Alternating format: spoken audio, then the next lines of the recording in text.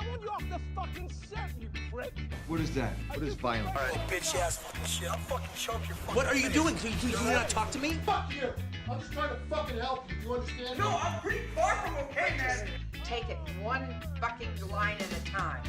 Yeah, I can't read it. There's no words on it. I'm gonna fucking kick your fucking ass. You know, shut up for a second, all right? Whatever it is, it's not right on a teleprompter. I don't know what that is. I've never seen that. Yell at me. Are you serious? Let's not take a fucking minute. Let's go again. I don't know what. And let's not have you fucking walking in. Do it live. Who said that? I'll write it and we'll do it live.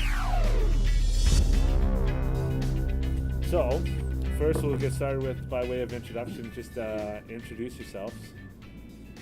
Well, I guess I'll go first.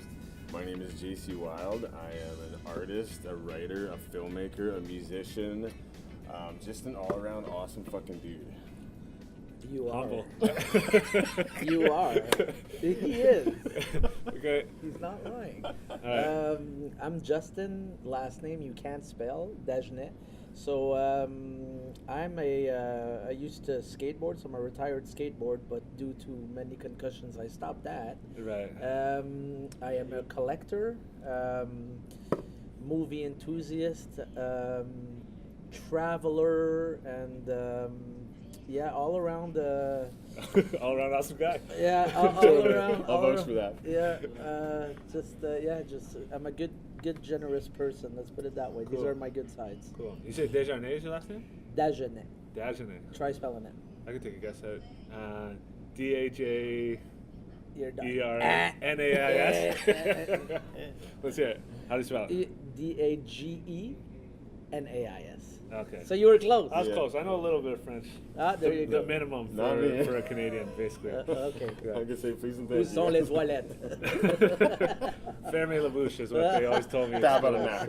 yeah. Cool. Okay, and then so I always judge people based on the movies that they like. Okay. So that's going to be your introduction, so that these people, whoever's listening, knows what kind of person you are. That's a very So fair judgment. We'll start with you, and then we'll go to you. Oh, Okay. shit. Alright. So it has to be more than 3, and it can't be I less got than 10. 10. I got 10. Nice. I got 10. Yeah, Alright. we Okay, both well, got 10. I've been a film fan since I can remember ever watching anything on TV.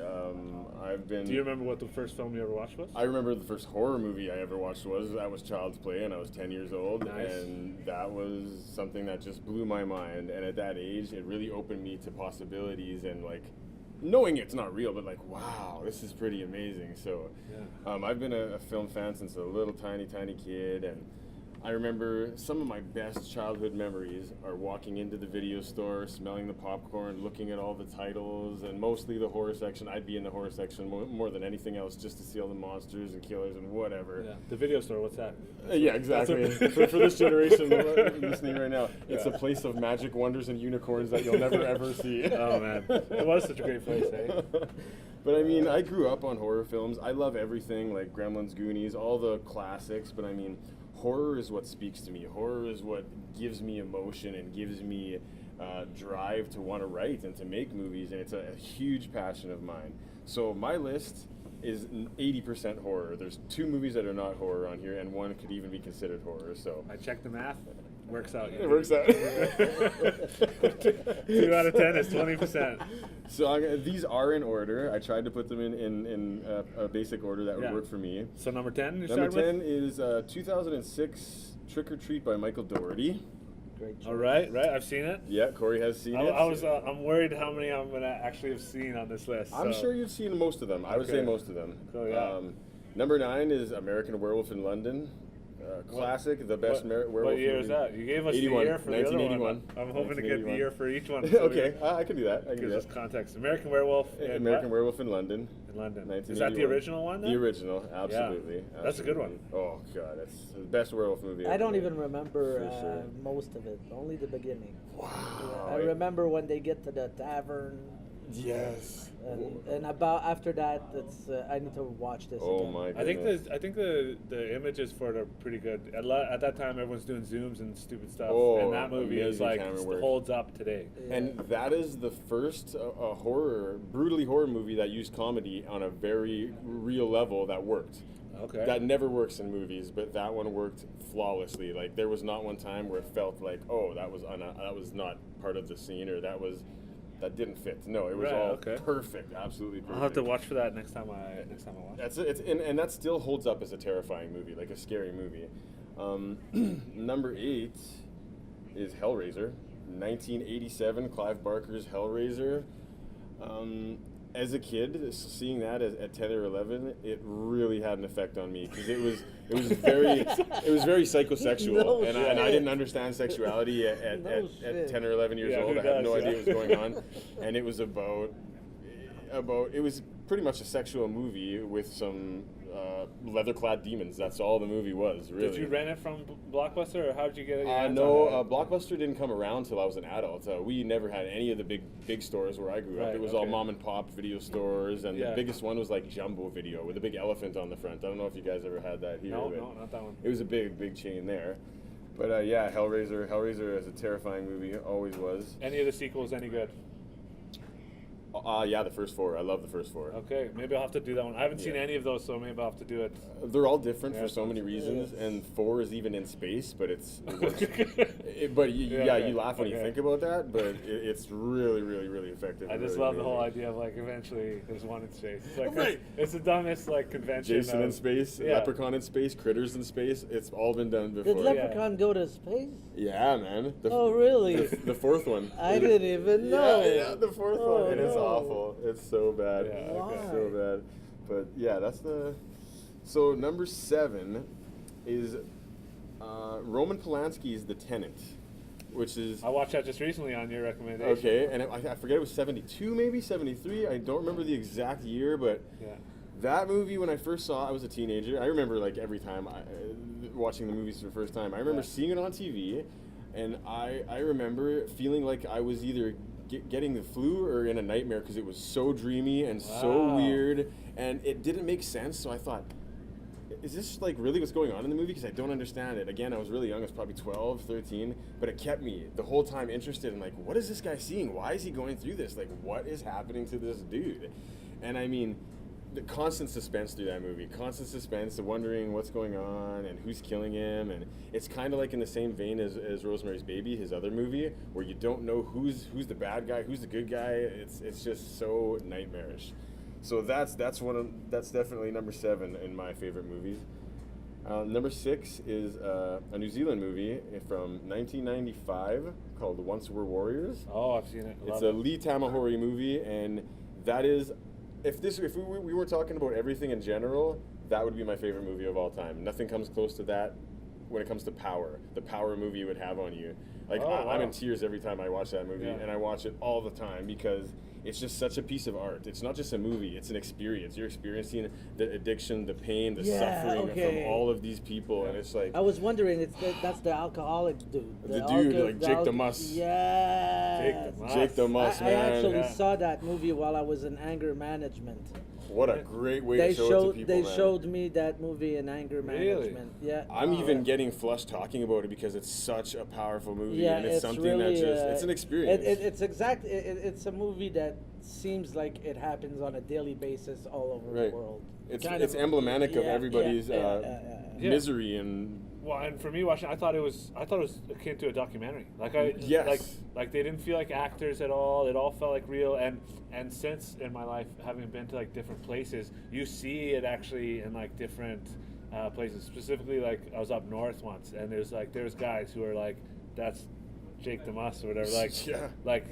like that's exactly who they were. And it was a whole same situation, just different place. So they're everywhere. Oh right? yeah, and that actor, Jake the Muss, he is fucking amazing. He's still getting work now. He's an Aquaman, isn't he? Oh, I don't know. I haven't seen Aquaman. Yeah, I'm but pretty sure he plays Aquaman's his dad. name's Tamura Morrison, and he's just such a phenomenon. He was a soap opera actor, for a doctor actually for 20 years before that movie, and he was beloved by all of it. But to this day, now in New Zealand, it's a beloved movie. It's a really beloved movie, but when it was made, they hated it. They didn't want their people to be shown in that Yeah, light, yeah. the Maori tribe and the Yeah. Maori people, but they recognized how real it was, so they're like, ooh, we don't want nobody knowing this goes Yeah, on yeah. in New Zealand. It's not all hills and greenery, right? It's Yeah. like- For some Well, reason, tourism's a big thing there, right? I So- thought it was when I saw it. I was very young, and I thought it was filmed in L.A. I thought it was like gang members from L.A. Wow. Yeah, I never did the link with New Zealand. I was maybe 12 or something. Yeah, but that speaks to the universality of it too, right? Because it's the guys with the weight benches on their front lawns, and it's everywhere, right?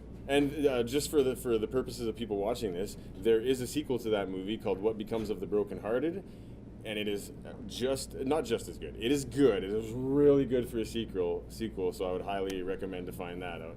All the same actors. It's the same story, but Jake saves his kids. That's the thing. He becomes the hero finally. Alert. Right. But I mean, one son dies, his other son's about to go into gang life, and he saves him. And he turns his life around, so it's a happy ending. But people hate it because of that. They want the misery, and they want the story of the Once Were Warriors. And for the record, I don't think anyone's watching this. They might be listening. Listen, but it's very tough to watch something that was never filmed. Okay, so that's my 5 to 10. Those are my favorites. So here's 1 to 5, and these are all horror movies. So number 5 is Halloween 3, Season of the Witch. Nice. And this movie is, I would say, top 5 of the best horror movies ever made. It is just such a masterpiece. Everything about it is just perfect. As a kid watching it, I never thought, oh, Michael Myers is not in this, so I don't want to watch it. I thought, this movie fucking rocks, man. This is so cool. For those watching, I mean listening, it's about Halloween masks that kill kids, that are gonna kill kids on Halloween because they have little pieces of Stonehenge in it. It's a crazy, insane story, but it's just so effective. So he's not in it at all. I can't remember it. No, he's in a commercial in the movie. Yes, you see him in a Okay. commercial on TV. Yeah, a commercial for the movie on TV, which is genius because Yes. John Carpenter wrote the score for that. He wrote part of it, so it does have to do with him, but it is perfect. One of the best soundtracks also. God, Soundtrack so is really, really good. As for another kind of modern one, I guess not really now. It seems modern. That dates me really badly, but like modern, it'd be like 93. No. Done. This one came out in 2003, I believe. House of a Thousand Corpses. Yeah, 16 years ago, but yeah. Oh shit! Yeah. God. That's how sad horror movies are these days. But I mean, House of a Thousand Corpses.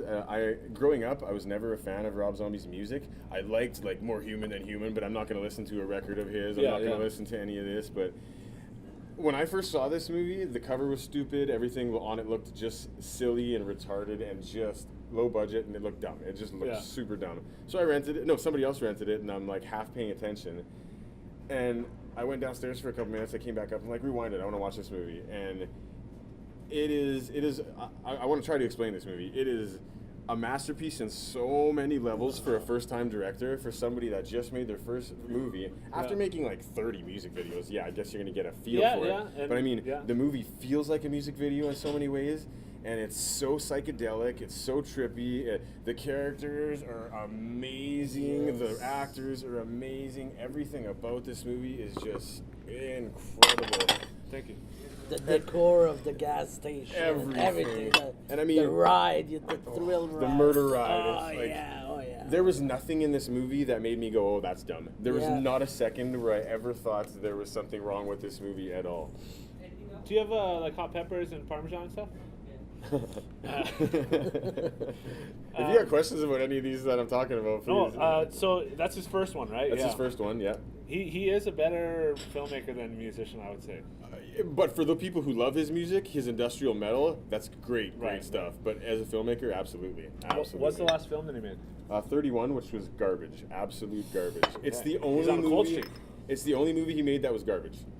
The last one I saw was Halloween 2, and then I liked that. I didn't hate it, but I didn't love it either. It was okay. See, I like 31. I don't hate it. I don't love it. Yeah. But it was okay. It was, I was expecting much more. Expectations were high. I was, just because of all the movies he had put out. Right. I was just like, oh yeah, like Rob Zombie's putting out 31, and then, bad choices in a lot of ways. Right. But it was okay. That's a great analogy. I agree 100%. I was expecting way more because of everything he'd done beforehand. And like one of his movies in particular that I'm just going to talk about quick is called Lords of Salem. And it's about witches coming to a town and a rock band and this and that. The first time I saw that, I was so disappointed with the movie. But then I read a 5-page review about how it was about the spiral down into addiction. So I watched it again. That makes it, yeah. I watched it again with those eyes, and now it's one of my favorite movies. I just love it so much. Yeah, I bet you didn't even hear about that. Yeah, well, I actually heard you talking about that online. It's one of my videos. And which made me go watch it again, and yes, I was 100% again on the same length as you. I think it's really a deeper movie than you think it is the first time you watch it. Yeah. But when you first watch it, you kind of think, well, he's ripping off Stanley Kubrick, he's ripping off Dario Argento with all of his big grand illusions. But when you go back to that, what it's really about, addiction, and how everything is illusionary and how everything doesn't seem real and surreal anymore, then it all makes sense, and I understand why he did that. And that's one thing with Rob Zombie's movies, is that they're all so grand. They're all just such a experience. None of them are just like, oh, that was okay. You'll never say that, or you'll never say that was kind of boring. No matter if you love it or hate it, it was like, whoa, that was kind of crazy. That was just an experience. Yeah. So you got to respect the guy for that, man. Oh yeah, absolutely. So down to my last 3. Okay, here's the top 3, folks. Top 3. Number 3, 1988, Child's Play. Tom Holland. Is it because it was your first movie, or honestly because it's the best, one of your best movies? Everyone remembers the first. Everyone remembers the first. That's almost like saying every movie I watched for the first time is going to be amazing. I'll never forget my uncle. True. Well, no, because you've never had that experience. You've never had that experience of watching a movie. Okay. Right? Okay. Like, because it's a whole new thing. It's like, to me, it's like Shawshank Redemption. It's like a great movie that you can watch over and over and over again. Is it better the first time you watch it or another time?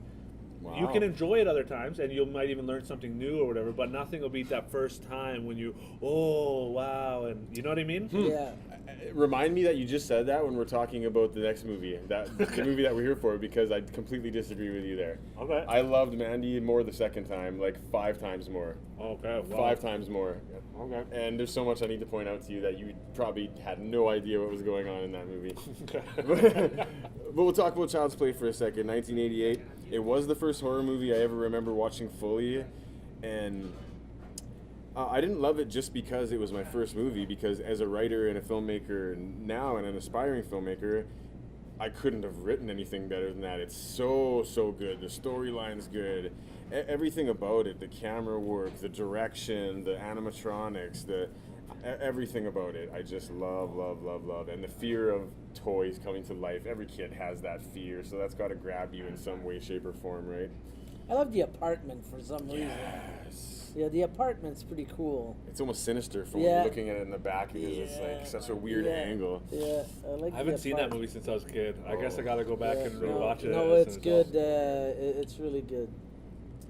And my top 2, I don't even have to look at these. I know what my top 5 are, but I mean, my second favorite movie of all time is Friday the 13th, The Final Chapter.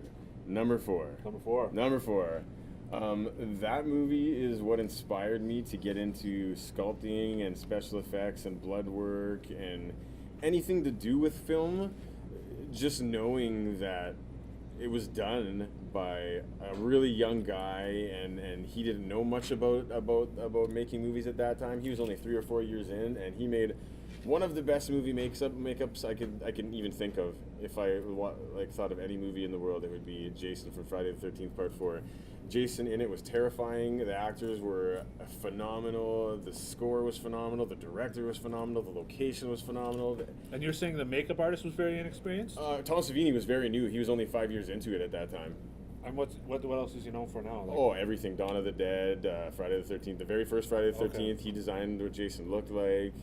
He was in From Dusk Till Dawn. He was. He did a lot. Sex Machine. He was the guy with the gun dick. He had the revolver for a dick. I don't know that movie at all. Oh my god, yeah. He's amazing. He's still one of the best, even though he doesn't work that much anymore because it's gone to CGI and stuff like that now. But him and Rick Baker are who I would consider the best in Hollywood still to this day. Okay. But they're both retired. His best work for me was in Prowler.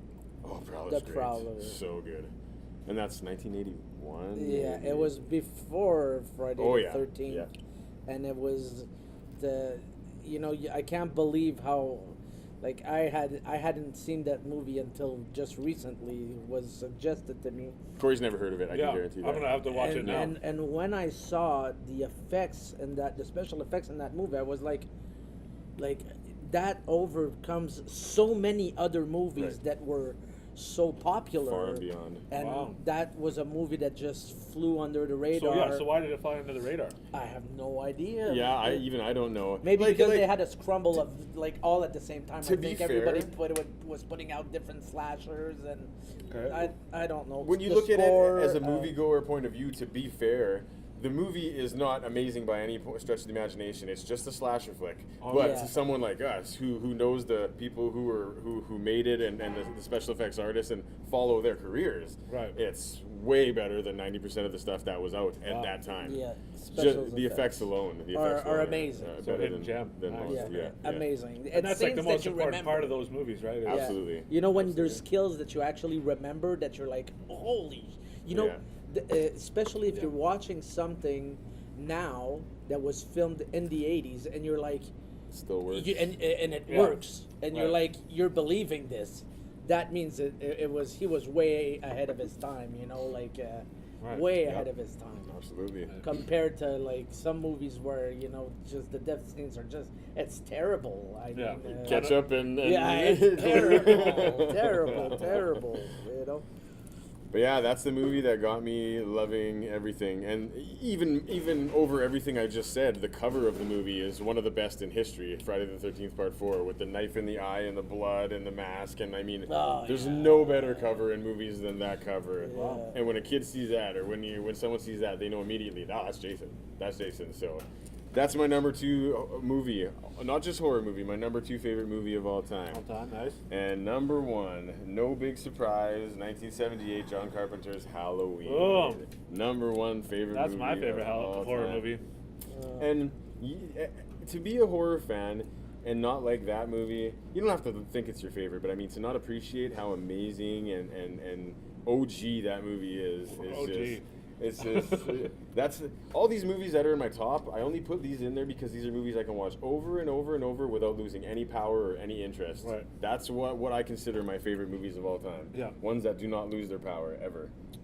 The soundtrack makes it very also effective. I think that watching that movie without the soundtrack, without volume, is a different experience. But the or you know, every little is well placed. It's really a good I also movie. think the theme is like one of the best themes of any movie, not just Yes, horror. yes, It's like yes.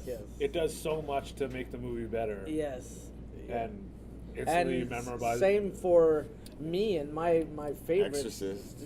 There's like the themes, like the music, the scores and stuff like that. There's like part 3, like Season of the Witch, which I absolutely love that. And now he did also the one in Age 40, the new Halloween. And at one part in the movie where he's, I don't remember exactly. I'd need to watch it again. I've only seen it twice. But there's one point where you know it's him that did it. John Carpenter's score. Yeah, there's just, you want to watch. You could just that soundtrack that you could listen in a loop without the movie. Just the soundtrack. just in a loop. Absolutely. And I was in the theaters and then that I was like, oh, it's going down. You know? Yes. Feeling it, you know, it was very good. And actually, Justin just made a great point because he's absolutely correct. When Halloween was first released in 1978, they did test screenings without the score, without John Carpenter's score, and they were all miserable failures. Everybody hated the movie. Really? They thought the movie was boring and slow and not scary, no blood. Everyone hated it. No good review at all. Then they put the score on, and it fucking went to the top of the charts, and it was there for years. Yeah, so you're right, absolutely, 100%. The score is amazing. But and that shows how important scores and sound design are to horror movies in general.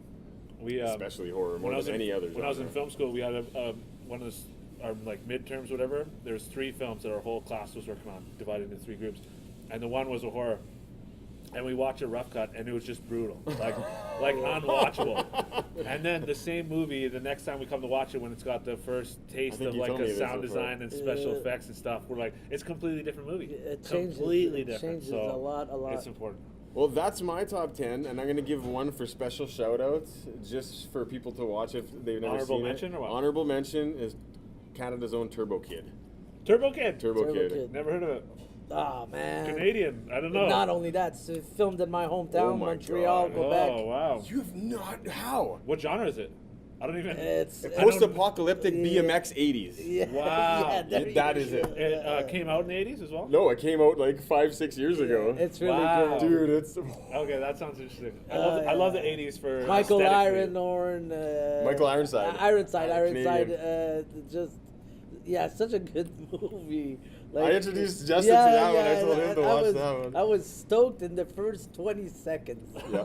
I was like, wow. It's a totally retro 80s soundtrack Yes. with techno kind of... Like, not techno, love but it. you know what I'm talking about. Oh, it's just I love all things amazing. 80s stylistically. I think it was I think it was actually a really good time for just style, like music, Yeah. movies, Yeah. clothes, It even. was like, good. Oh yeah. Before we're done, when we're done here, I'll make you watch the trailer, Corey, before you go anywhere, because it's... Yeah. Where's my fucking thing? I just side note. I am a huge fan of the Awesome. Okay. the Halloween. The first Halloween was obviously, for me also one of my favorite movies of all time. But I also think, and I feel bad for saying this. I don't want to discredit. Don't feel bad. Yeah, but I do, because, like. Film is There's subjective. but there's always haters, and I'm not a hater, man. I am. I hate lots of shitty movies. I got so much love for the movie, but I think the scene where Michael, the young Michael, when he kills his sister, and he's got the mask on Yeah. at the beginning of the movie, I think it's one of the worst scenes that you could, because Oh, yeah, 'cause it's like this. Yeah, and she is completely not trying to defend herself. Right, She's right, just yeah. like, Yeah. Yeah. They had to sacrifice acting So- to get the shot, right? So Yeah. Yeah. that always bothered me. I gotta agree with that. Always Can I get a bothered picture me. of water? But the rest of the movie is fantastic. Yeah. The No, rest of I the- do have to agree with you. And if I'm gonna be picky like that, I'm gonna say there was one scene in my favorite movie, Halloween, that I did not like. That movie to me is the closest to perfect out of any movie I've ever seen is Halloween, but the part that always throws me off and takes me out of the movie is when Michael's getting shot and he's dancing like a fucking clown because he's getting shot. And he's like, like that's how Yeah, he's falling yeah. backwards, and I was like, that's not what happened. You'd be like, or you'd be like, Yeah, you would it be doesn't like, look good. it Yeah. just looked stupid, and I was like, it was kind of embarrassing to watch that part actually, but other than that, Yeah. And so before we move on from Halloween, being someone who loves Halloween, I don't think I've talked to you about the latest one. Mhm. What do you think about that? I think we're both on the same page of loving it. Yeah, I loved it. First time I saw it, I would say I was disappointed for. It's just because you know Respect. there's a difference. Okay, there's fans, there's super fans. Some people like me. It was like, when is this shit coming out? Watching the trailer about 25 times. Yeah. Trailer was amazing. Having a boner because there's a new trailer, a second trailer. Exactly. That's the kind of fans we are when it comes So to this this stuff. is how. So I went there, first presentation. It was at 10:30 in the morning to make sure on day of release to make sure there was nobody else in the fucking Yeah. theater. Basically, just so I would be. Nobody talks. I don't want to hear nobody eat popcorn. I need to concentrate and watch this movie. Yeah. So.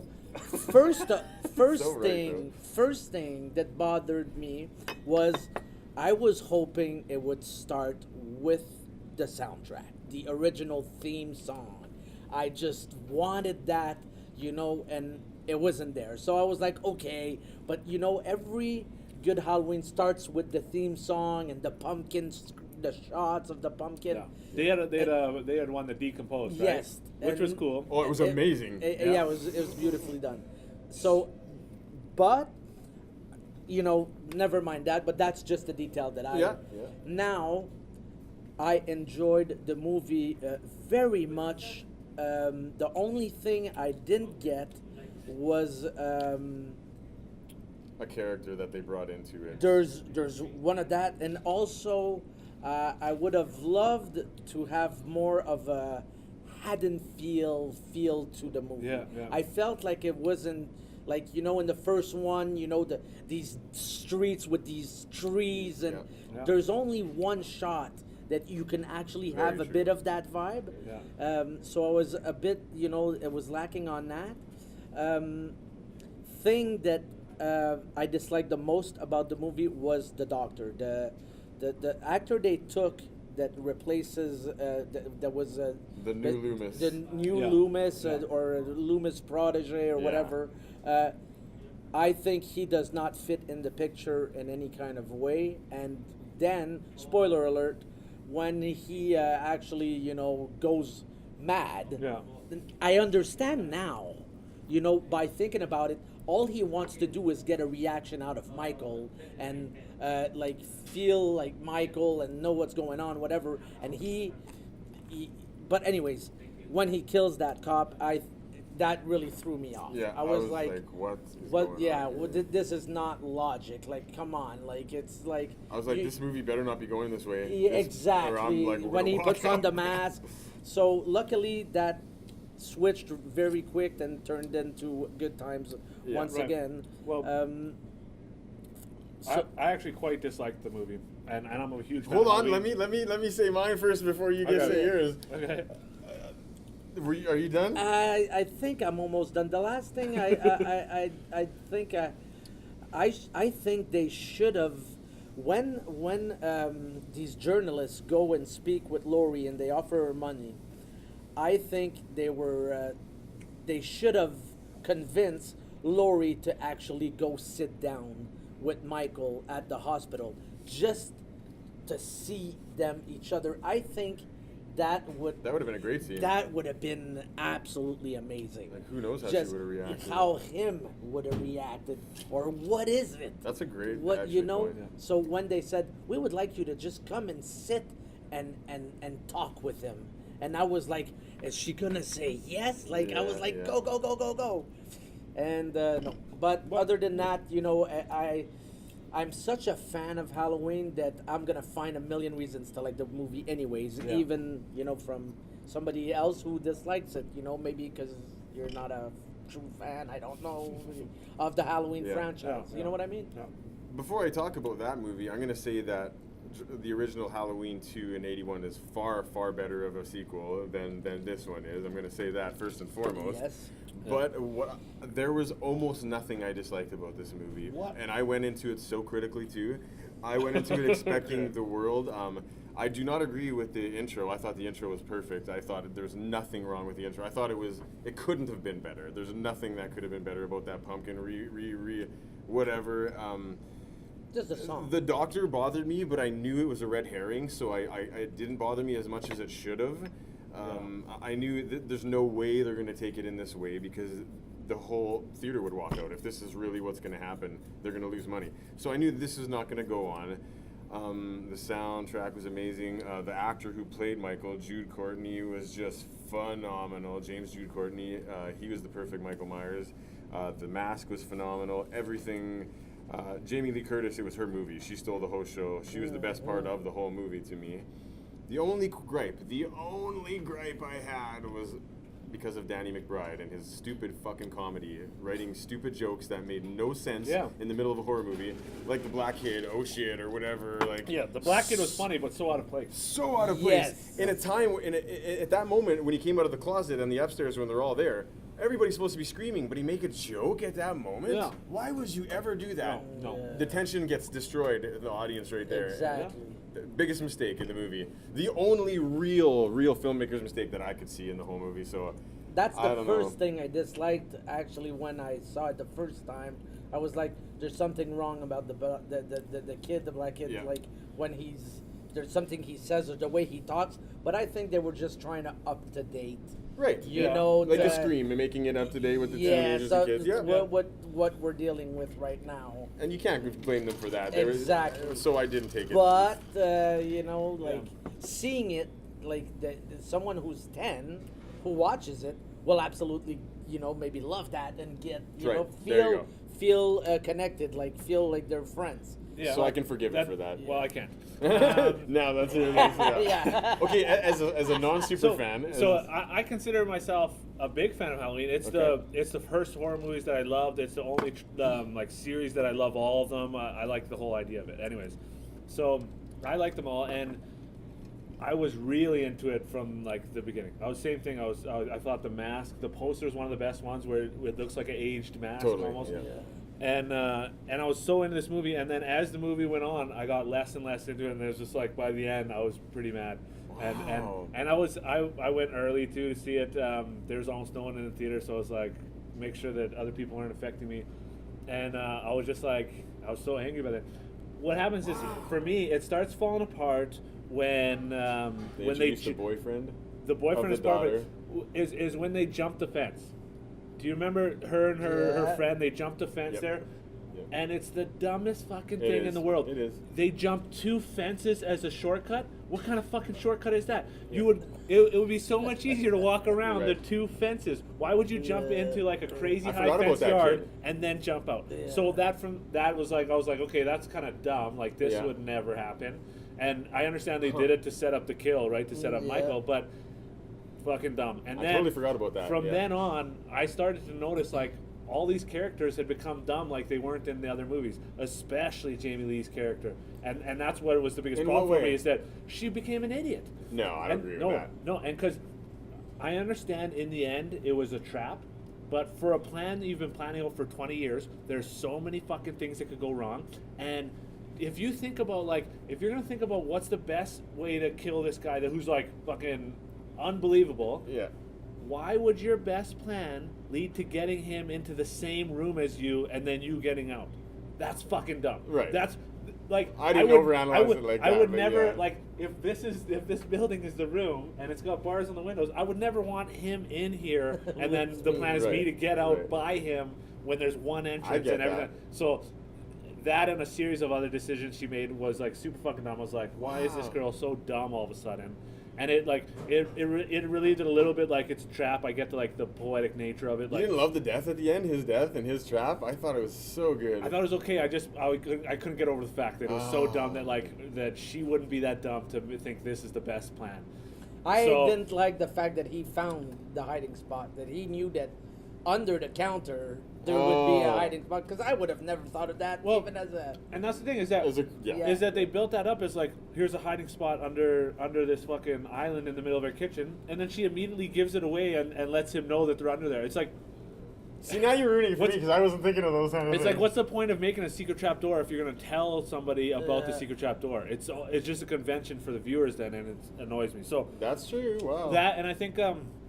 my other thing is that I think they split the movie up too much into like the 3 different girls, so that it never really became about any of them. It was just kind of like you know what I mean. I feel like the mother, the daughter, and Jamie Lee. Exactly. I wasn't able to fully get into the story with one of their stories because there was so little time. Right. It's like she's at the dance, now she's out on the street, now she's you know what I mean. Like it was just too small parts, so that's why I didn't like it. I get your critiques, and I do respect that, and I'll have to agree with you on all of those. Yeah. But you have to look at it this way: when it comes to super fans waiting for a movie 40 years later to have a sequel that good, that's why I can't fault it.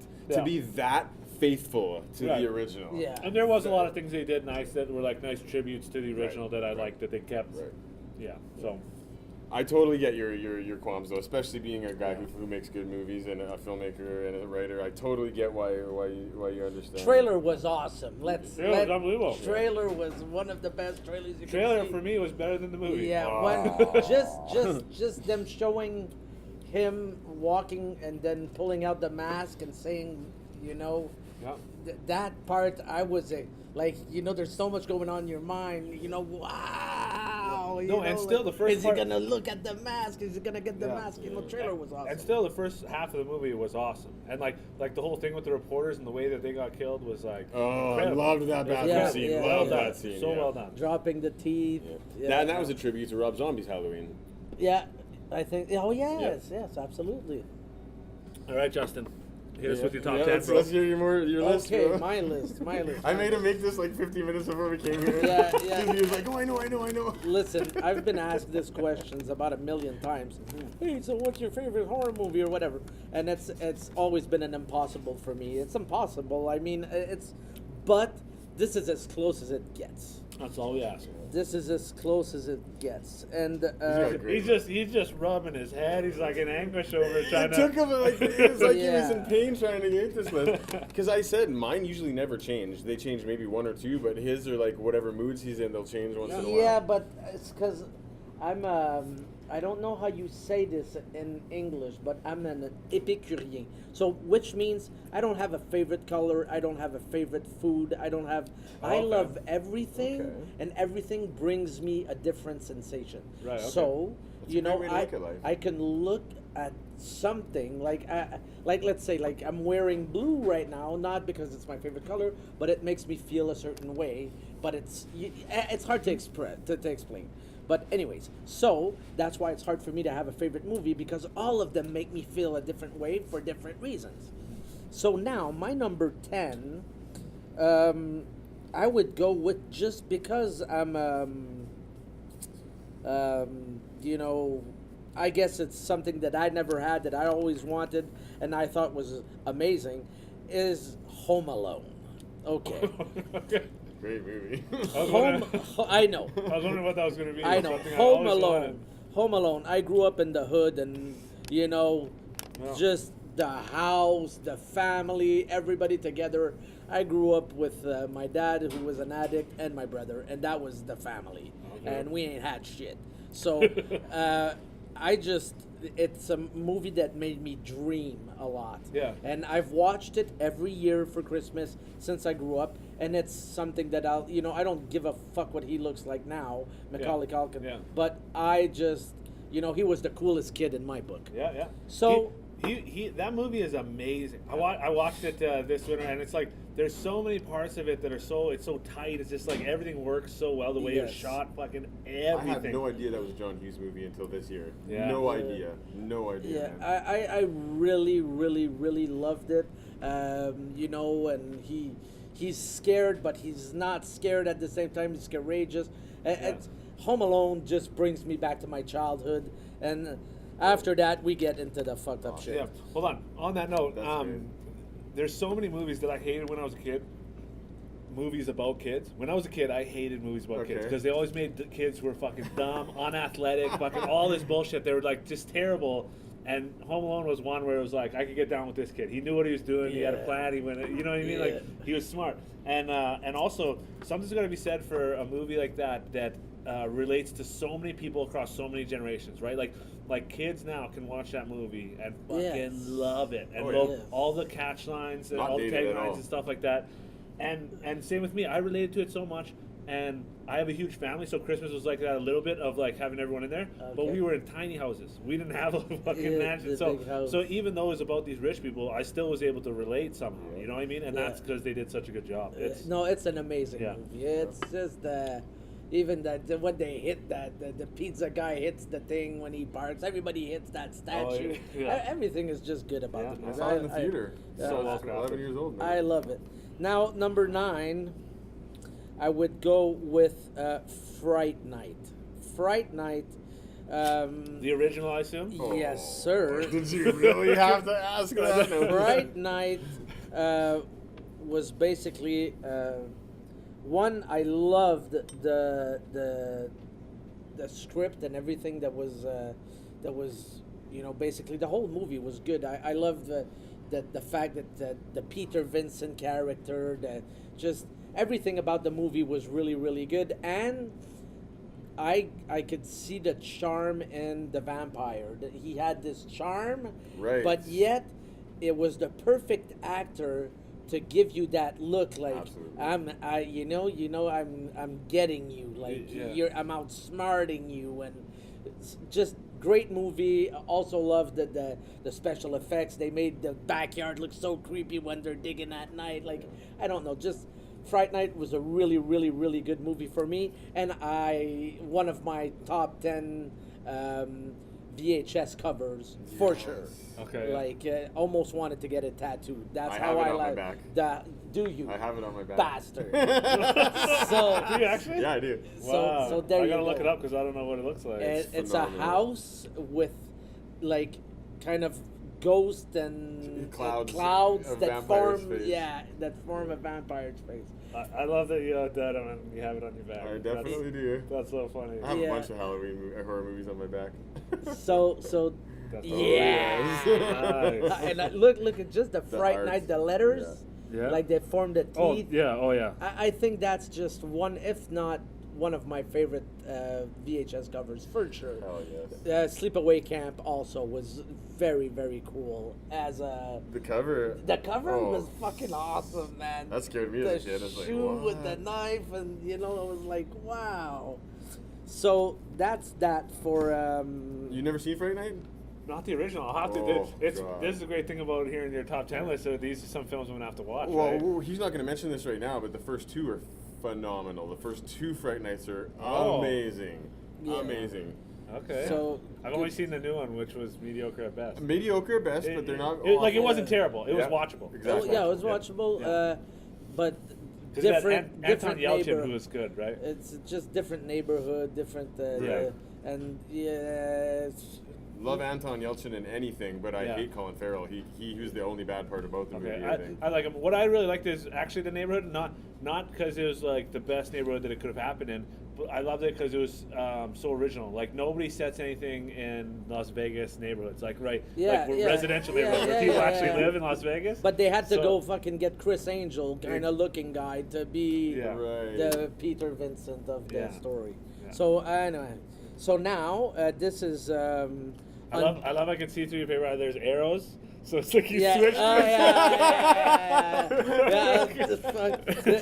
and there's actually two lists here, Okay. and I had I love it. Okay. so Yeah. other one has to be Goodfellas. Okay, this is number 7, right, or number 8? This is number Home Alone, Fright Eight. Night, So 8. this is 8. Number 8. This is 8.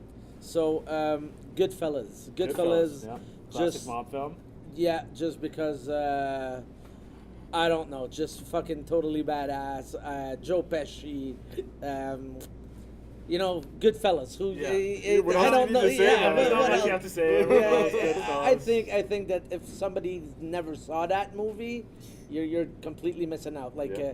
it's all like Casino. All these movies Yeah. are all related to me, and I think they're really awesome. They're fun to watch, and from the beginning to the end, and Total entertainment. yeah, the lines and the part when they're the part when they're at they just chopped off this guy or whatever, put him in the trunk. And then they go to the mom's into house. the mom's house. Can I borrow your knife, Mom? Yeah, and then his mother comes and says, "Look, this is my new painting I just did." And then De Niro casually says, "Yeah, he looks like someone we know, just look." And he actually looks like the guy that just got off. And then the other guy says, "No way, he actually does look like him." Just dark humor, good movie. Yeah. Goodfellas good. Originally I didn't like the ending because it's so different from the rest of the movie. It's not like a mob movie, right? Where he's selling the drugs and he's getting all. Yeah. And so at first I didn't like it the first time I saw it, and then I realized it's all true, and I can't Yeah. fault the movie that's like all true. Yeah. It's like there's some other movies I've seen where the movie changes halfway through, sometimes because of war. Like for example, Gangs of New York. Oh, It's yeah. like Oh, yeah. it changes completely what kind of movie it is once the war happens. Right. And at first it's like it annoys me because I was liking the movie that it was. Yeah. But it's just like historical accuracy. I can't fault that. Yeah, so yeah. That's true. Yeah. Great movie. Huh. So now, Number 7. number 7, I had a little battle with this one, which they're really two different movies. I really liked The Warriors. The Warriors was a New York gangs back.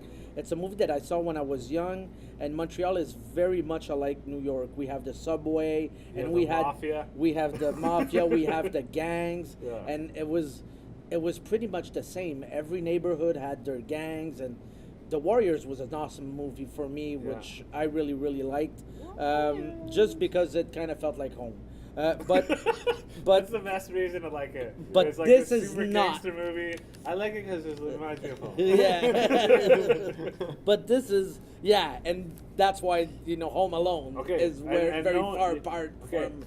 And you can't say no more that are not on your top 10. I only want to hear the top 10. Okay. Okay. So this was a battle. That's why I'm just saying that. Yeah. So now, Texas Chainsaw Massacre, the original. Nice. For a million reasons. You watch this if this is your first horror movie that you ever watch, you're gonna be like completely fucking devastated. What's going on here? Like, it's madness. It's loud. It's gore. It's everything, and just to the ending, from beginning to end, it's just an awesome movie. Loved Texas Chainsaw Massacre, the original. Now you guys will be surprised with this one. No disrespect to the original, but the Evil Dead remake. Wow. Yes. It was a great movie. I love it too. So Wait, what are we talking about? Number 2? No, the remake. Oh, I don't even think I've seen it actually. Are you kidding me? 2015 or 16? No. It's way before that. 2009. Oh, okay. The remake of Evil Dead. Oh wait, I have seen it. And there is like. I have seen it. It's. I don't think it's 2009. I think so. Because there's a girl. She's looking in the mirror, right? And there's in the cabin. She's looking in the mirror, and then there's someone like watching her behind her, or it comes. Yes. It's a see-through so I have seen it. mirror. I have seen it. Yeah, okay. It's a see-through. So don't judge me. So no worries. The Evil Dead remake was awesome. I love that they did a shout out to the first original movie, because in the original movie there's a 75 Caprice green, which is the car of Ash. His car is as part, and then in the remake, the car is still outside the cabin, but it's all rusted out, and nobody really realizes that. That's great. I realized that the first minute I saw the movie, and then 2013. 2013, really. The Evil Dead remake, just the last scene, the blood everywhere. It's just really good. Yeah, I loved it. I loved the girl, how they turned her into, when you thought that the Exorcist was fucked up, now she's fucked up. Evil Dead takes my number 6 spot. Now, I would say Friday the 13th, Part 5.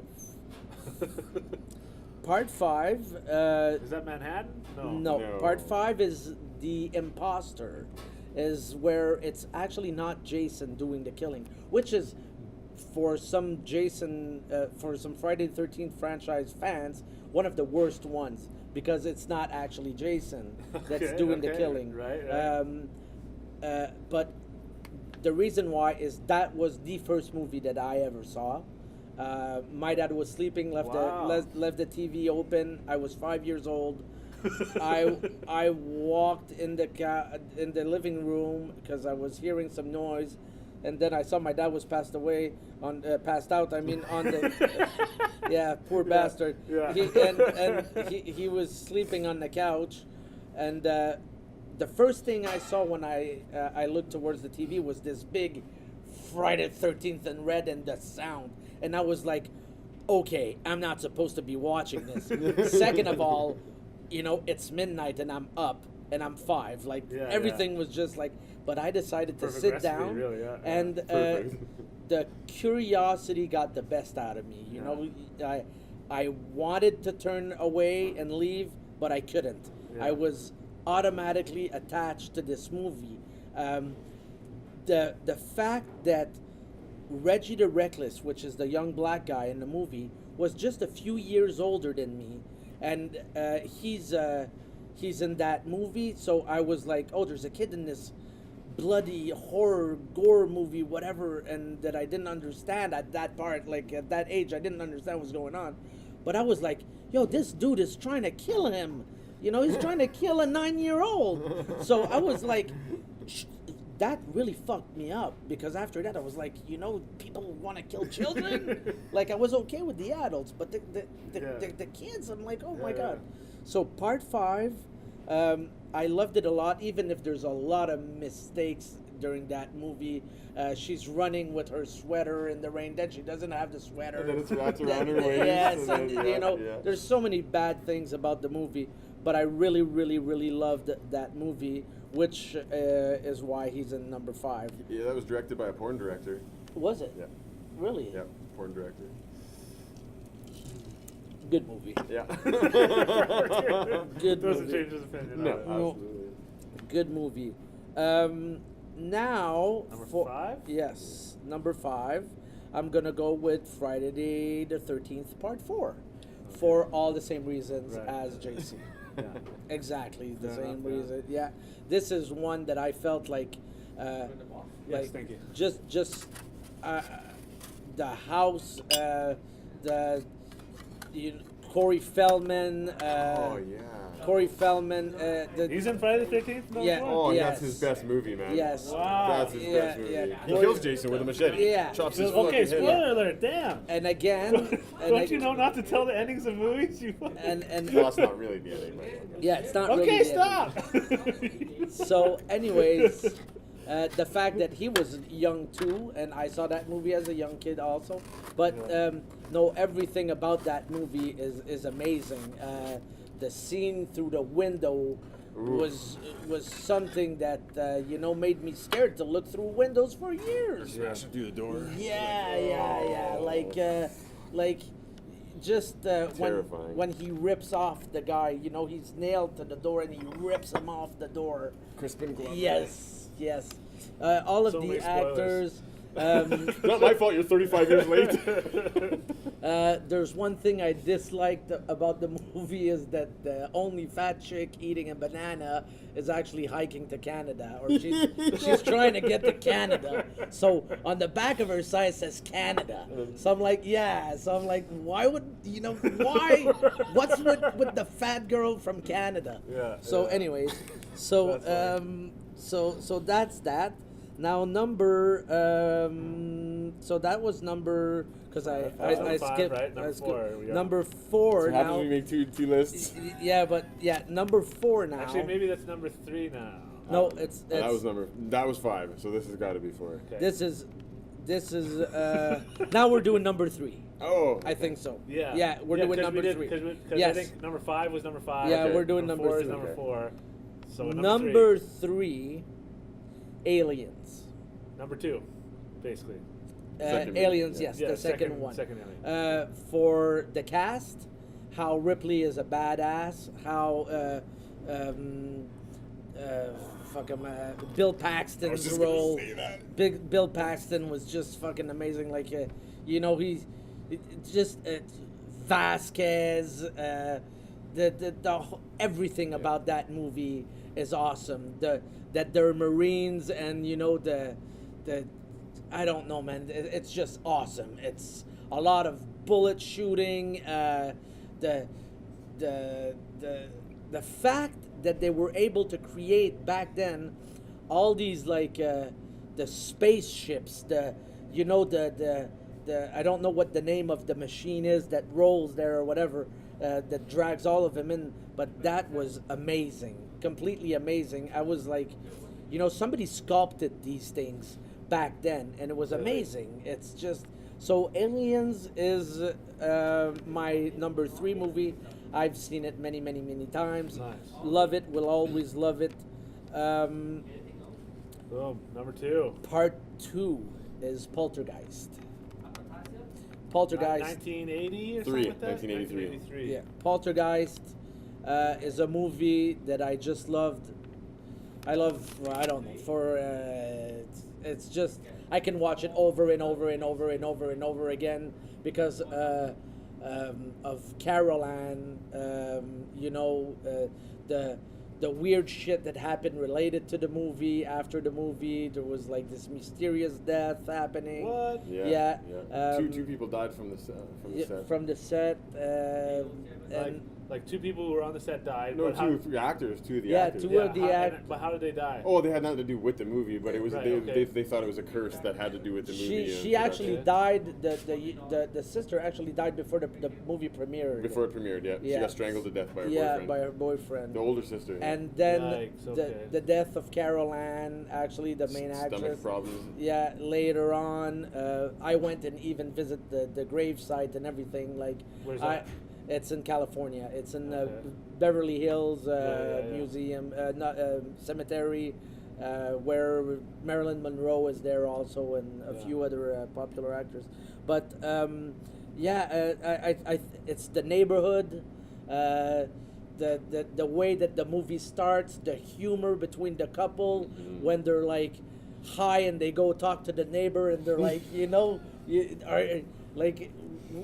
they're just laughing about it, and the fact that they're enjoying this supernatural thing that's happening in the house. At first, putting Carol Ann on the floor, and she slides across the room, and they're like, "Hey, check this Love it. out!" So awesome movie. I really love it. I really The gotta watch that one tree, again, actually. I the was so tree- young when I saw it. the tree by the window, which I think everybody's witnessed that you're looking through a window, and the trees, they kind of look like something scary, or Yeah. well, that happens in that movie too, and the clown, and there's just many What about the parts. scariest part? Okay, spoiler alert. Don't tell me. No, I gotta have the scariest part in that movie when he's looking in the mirror. Oh yeah. Fucking scared the shit out of me for so. I wouldn't even say what happened. 'Cause Cory doesn't say. It, and he goes at it like blah blah blah blah. Oh. Yeah, that just good, just good movie. It's an awesome movie to watch. It's I'll never get tired of it. Now, Number one, the number big one, one. number one is Christine. Oh wow! John Carpenter, Curveball. Stephen I did King. not see that Right, coming. right. Wow. Christine, I am a car guy. I never thought I was. I don't like doing them, building them, but I like cool cars, and there's a lot of cool cars in the movie. But the soundtrack, the actors, the fact that it's a car, and eventually you're not sure if it's Arnie that's doing the killings or the car, and then just everything about it, the way the movie starts, this movie to me is perfect. It's perfection. It's him rebelling against his parents. He's like, I've been in a chess club, I've been doing that and that, and I can't have this car. I'm having this car. And then I love that scene. yeah, and when you see the car come to life, when it's all smashed down and uncrumples by itself. Yes, That and- filming, they did a reverse filming of that, and Yeah. it's just so amazing. yeah, it's like- good. And then Arnie steps. He sees the mirror twitch, and then he's like, and then he steps back. He crosses his arm and he says, "Okay, show me." And then the car clack, clack, clack, clack, comes back together. I mean, Wow. and good. there's something special about that movie because there's deleted scenes out of that movie, and one of those deleted scenes, Arnie's girlfriend actually cheats on him with his best friend, Okay. and Arnie catches them, which that would have really messed the vibe of the movie. I was happy that she was faithful to Arnie this whole time, and his best friend was actually his best friend and trying to help Arnie. Yeah. But if they would have done the scene where his best friend is actually fucking his girlfriend, and it would have Changes just, it, yeah. Good it point. would have really Yeah. threw me off. So I'm really happy that they took out that scene, Yeah. or else it would have not have I been. had no idea that was even in there. That's good. Yeah, there's a scene where the best friend and his girlfriend, they actually I'm good, make thank out.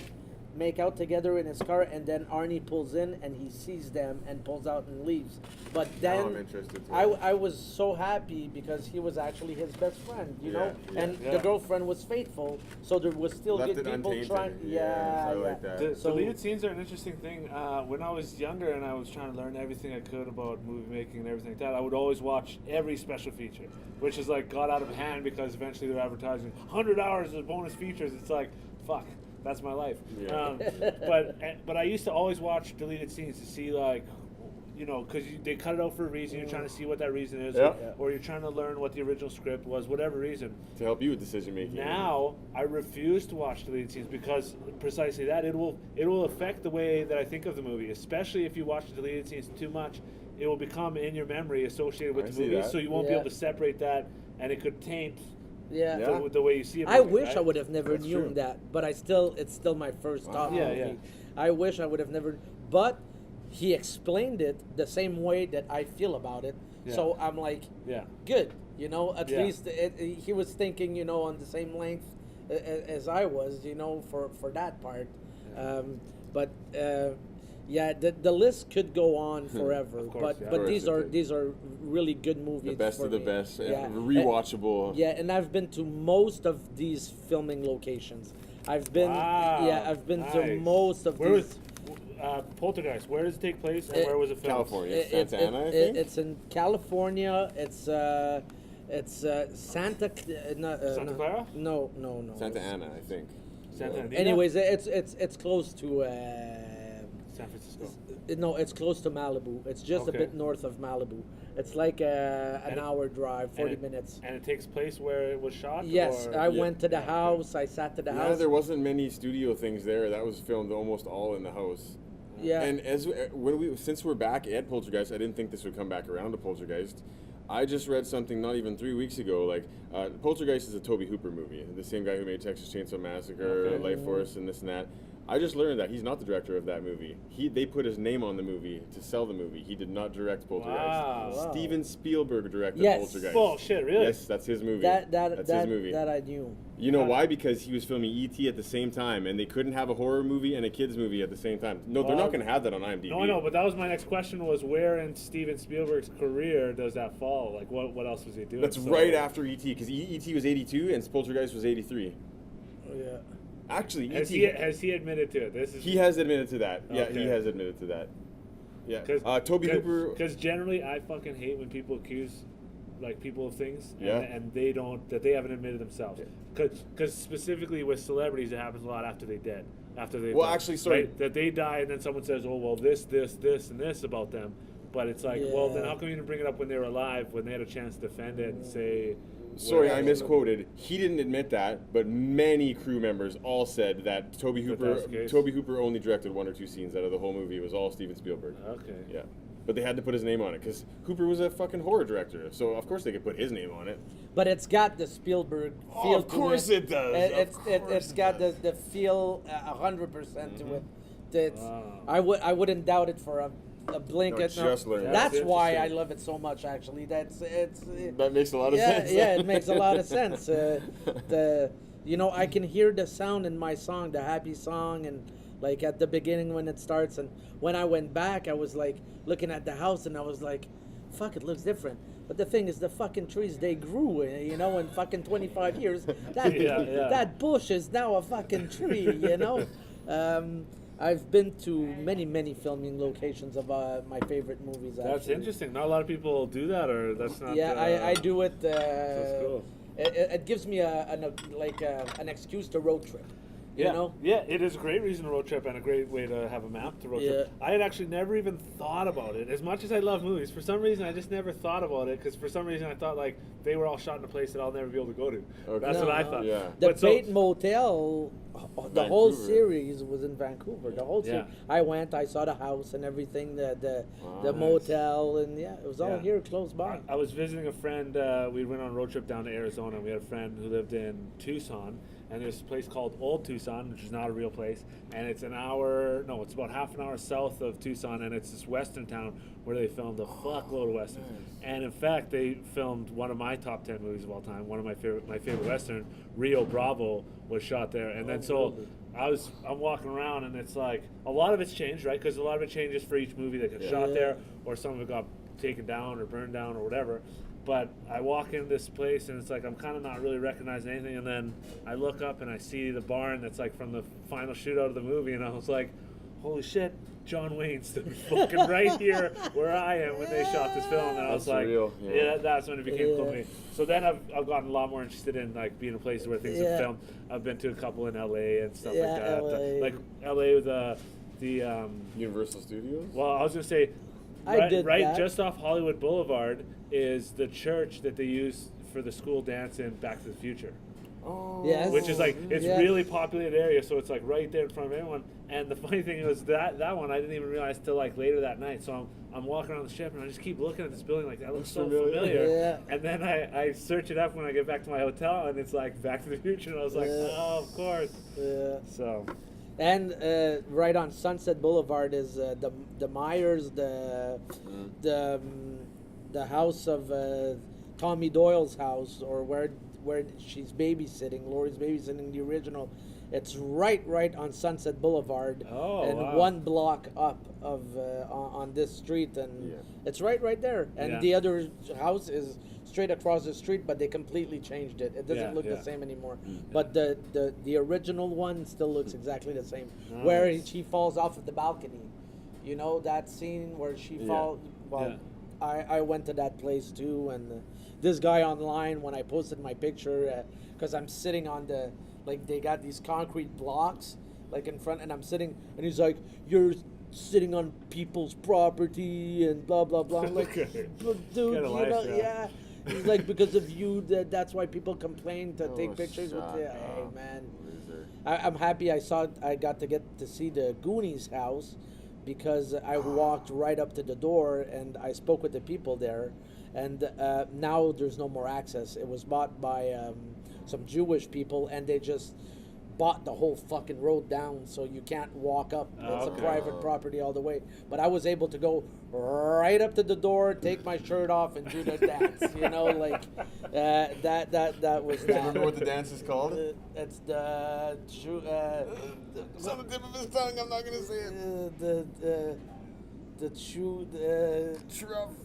truffle shuffle. Yeah, truffle shuffle. Yeah, so I'm happy I got to see that.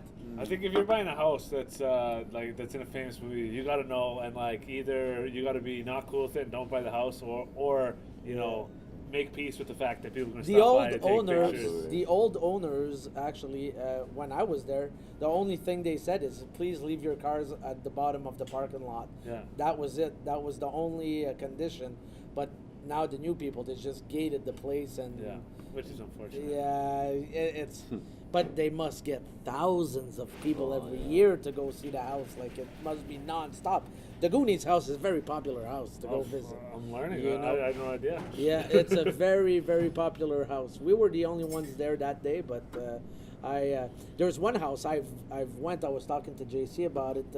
One of the most underrated werewolf movies ever. If Canadian Teen Wolf. No. Teen Wolf. Just kidding. And it's actually, I think it's after Silver Bullet, it's my favorite werewolf movie. You're not about to say Wolf Cop, right? No, it's. He hasn't seen that yet. Oh, wow. No, I haven't seen it. Well, you should watch it while you're here, because then you can stop by those houses too. Yeah. So I went to see the House of Bad Moon, which is in Bunsant Lake, Vancouver, and then here. My girlfriend, there's no cars in the parking, so I just fucking go straight to the door, sit in front of the door. My girlfriend's taking pictures, and then this guy pulls in, and I'm like, no, like he's gonna think I'm robbing the house. So he's like, can I help you? And I'm like, well, you know, I'm just so happy that I can just take a picture with your house. I'm sorry, you know, but we're only taking pictures. It's for, you know, it's for the movie.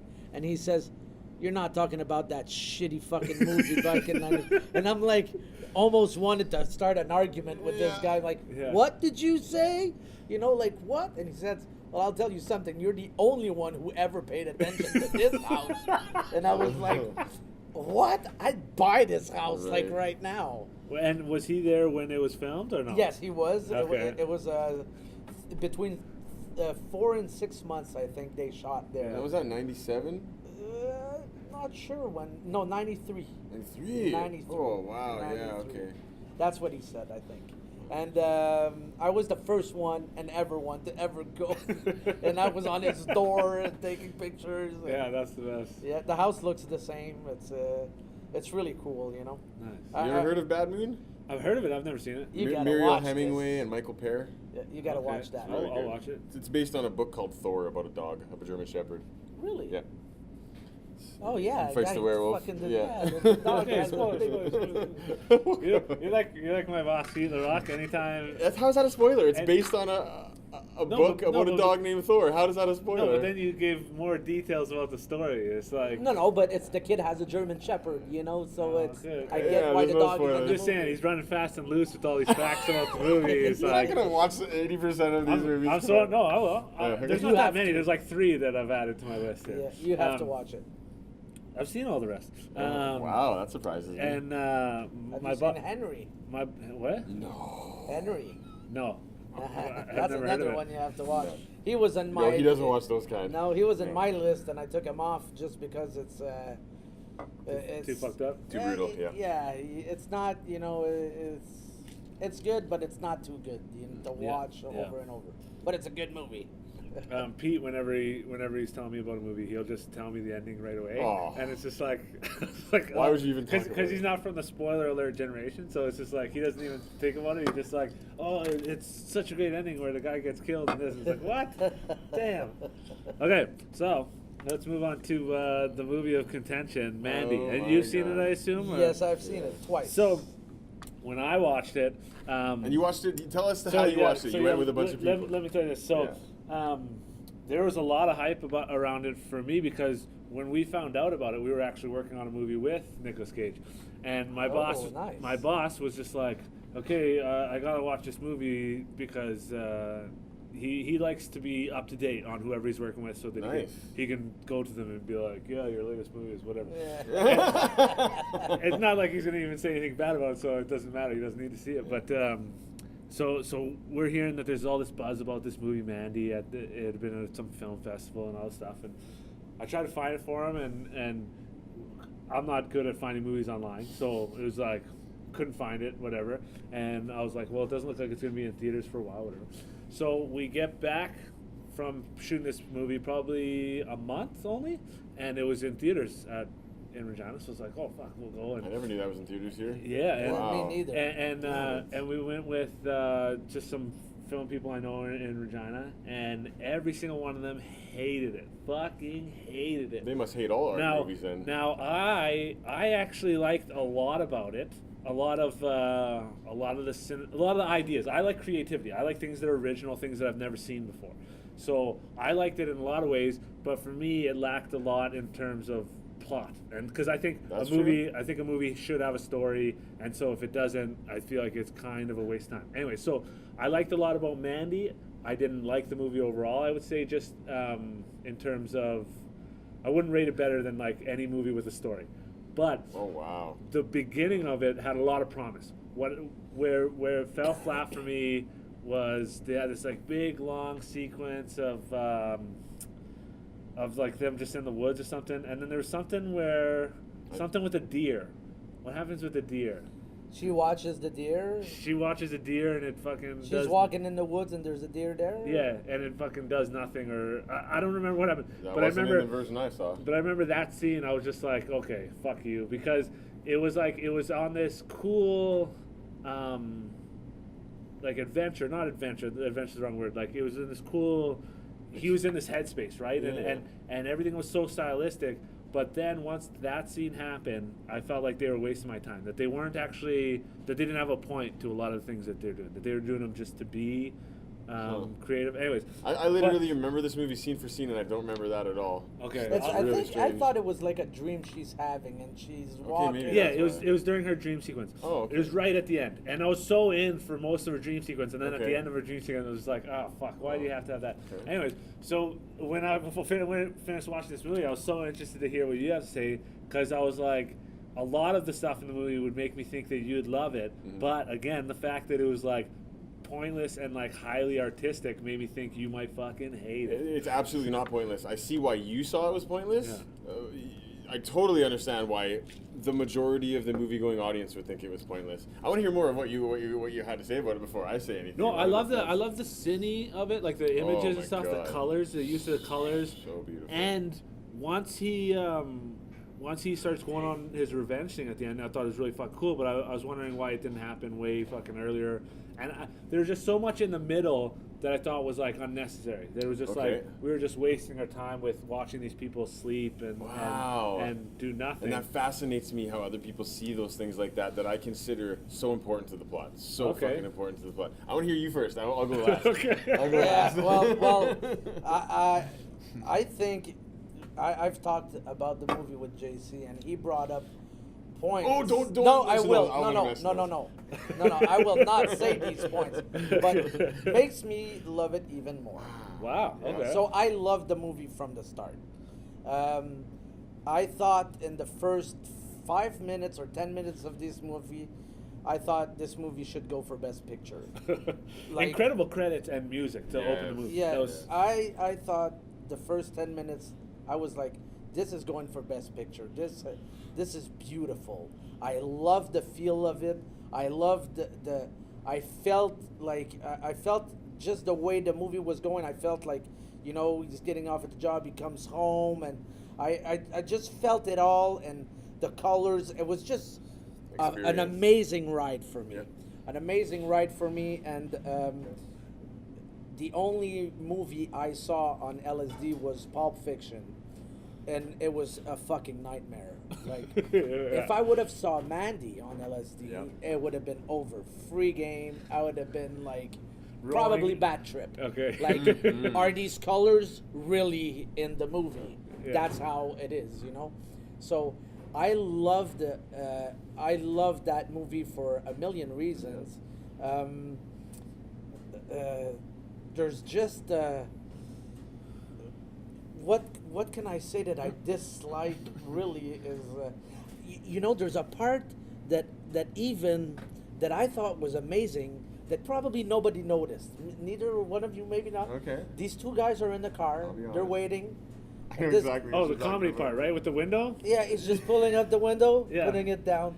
That annoyed the fuck out of Yeah. me. What is he doing? Yeah. If I was a driver, I would have been like, "Shoot that fucking Yeah, window." yeah. What the fuck no, are you doing? That was one of my favorite bits of the whole movie, is because it was hilarious, and because the driver is thinking exactly what you're thinking. Yeah. The driver's just like, we're just here to do a job, just fucking like, just stop moving, Yeah. just stop doing what you're doing, But and the guy can't help it. He's Yeah, fucking. it just. he's But they don't say nothing about it, Oh. and they, there's just this tension, and Yeah. I felt it. I Yeah. was like, maybe people won't get that, but they are annoying us on purpose right Yes, now. yes. So I really love that part. Yeah. I love the way it went. The final, I guess, when he's in this big temple thing, like pyramid or whatever. Isn't Oh, it an old church? It's a or- church. Yeah, It's the it's a- temple church. That was another problem I had with it, but So yeah. I can understand that. So that was one of the things I disliked a bit about it, but the part where Mandy just starts laughing at this guy classic. when she's That was so amazing. he thinks he's the shit here, and he's like the ultimate Jesus or whatever, and she just starts laughing at him, was just amazing. Like Loved badass. So yeah, I just really love it. Great ride, and I think what JC has to say about it is really pointers that most of us don't see. Okay, and I watched it in the summer, so it's been like a little while. Okay. So I don't. So I forgot actually about the whole thing of the fucking cult members, and Yes. I found them to be so annoying, not because of like like, because I am a Christian, so I do find like I hate that people go to that so often. It's like they try to like debunk Christianity with their shitty movies. Yeah. But for me, the problem with this was they were such bad actors. Is that everyone that they had for the fucking cult I thought were like the worst class. To me, they were the of best. One of actors. the best part of the movie. 'Cause Okay. They were so realistic to me. And Yeah, it's they crazy just fucks. look like no ones, like regular nobodies. But that's what good. they were supposed to look like. Yeah, That's what you don't exactly. understand, Yeah, I think, yeah. about that. Okay, so this is going to be a long one. You got to really pay attention to what I'm about to say. If about you would have this. sat I'm listening. Johnny Depp, I'm just doesn't also work. like refreshing So visually. like- I never heard anything about this movie going into it. I did not know what it was about. I had never heard of Panos Cosmatos before. I had no idea what he's ever done, what he's ever worked on, or anything like that. I still don't know. Tombstone. He made Tombstone in the 90s with Kurt Russell. Awesome and all No, movie. the Yeah, Western? Yeah, Awesome. No, it's not a Western. It's, Yes, it's well, a Western, yeah. but that's it. You're That's not it. saying he directed that. Yeah, it's the only movie. Fuck the off, only he one. did. But his name was George Cosmatos. George P. Cosmatos. But it's It's actually the same guy. Same guy. That's his movie. Fuck, okay. Okay, Tombstone. Well, But that's a fucking way better. Anyway, I didn't know that, I love that until movie. just yesterday. But I love Tombstone. so when I first, I saw this twice already. I saw this 2 nights ago, or getting ready for this, for the things I didn't notice. Yeah. And I knew I missed so much. I knew I loved it because of so many reasons, but I didn't know why I loved it so much. So I love artsy movies, like the Neon Demon. I don't know if you've seen that yet. yeah. Right. I love beautiful looking movies like Suspiria, like The The Shining. new one, you mean, or the old I haven't seen the new one. Okay. Nothing could beat Me the original. neither. Nothing could beat the original. I haven't seen the original. I've heard the one's either. decent. The new one. I have heard that too, and I'm gonna give it a chance. I'm definitely gonna watch it when I get an opportunity to. But the first time I watched Mandy, I really enjoyed it all as a thrill ride. I didn't look at it as an art piece. I looked at it as like just a crazy, fucked up, messed up movie. I didn't pay attention to a lot of the subtleties on it. But just because we were going to do this, I put it on when everybody was asleep the other night. I watched every second of it. I had my phone in the other room so I could be completely focused on the movie. And it's going to be in my top 10 of all time very soon, if anything leaps out of my top 10. Because, and I'll give you so many reasons why. The bad thing, but a good thing at the same time, this movie is very derivative of a lot of other movies, but for good reasons. They're all tributes. Like, I'm going to give you one right now. Have you seen Hellraiser? Have you ever watched Hellraiser? I haven't seen Hellraiser. We were just talking about that, right? Okay. I have to watch the whole. Hellraiser, okay, so you're not going to understand this when I say it, but once you watch Hellraiser, you'll totally get it. Okay. So when he's in that scene we were just talking about in the van, when he gets out of the van and he's blowing that whistle, Yeah. like out in the wilderness, okay, that's actually the Hellraiser puzzle box. Now listen for a second. That's the lament That's configuration. literally the No, prop listen, that he's li- holding. No. No, Oh. listen. So figuratively, that's what he's holding, and that's what he's calling forth, is the leather-clad demons that came.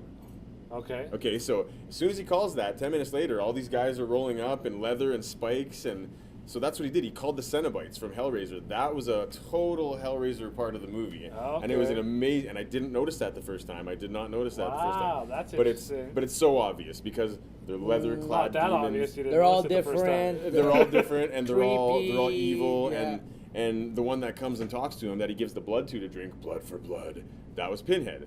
He was making the deal with Pinhead.